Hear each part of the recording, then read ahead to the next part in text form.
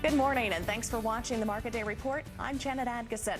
More than 100 million people in developing countries now have electricity. That's thanks to national rural electric cooperatives.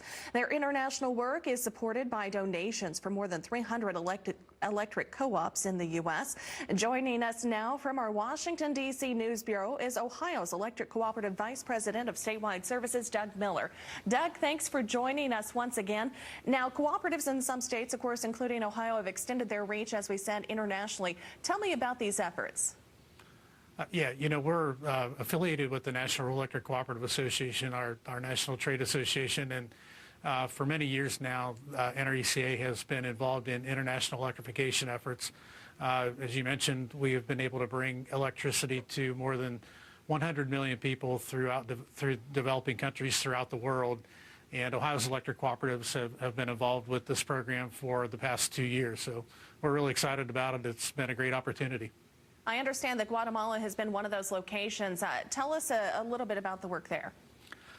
Yeah, 2 years ago, we went to a village called La Soledad and was able to bring electricity to probably 70 plus homes and a couple school buildings that had never had electricity before. And our members have been committed to this project, and so we just completed a project in 2 villages, San Jorge and Las Tortugas, in the northern region of Guatemala, where we were able to bring electricity to 142 homes and a couple school buildings, again, that had never had electricity before.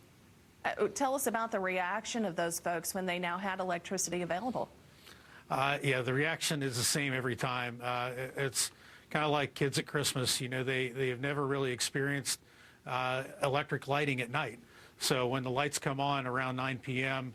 And they realize that their day can be extended for whether it's work or soccer games or just kids being outdoors, there's jubilation in the whole village.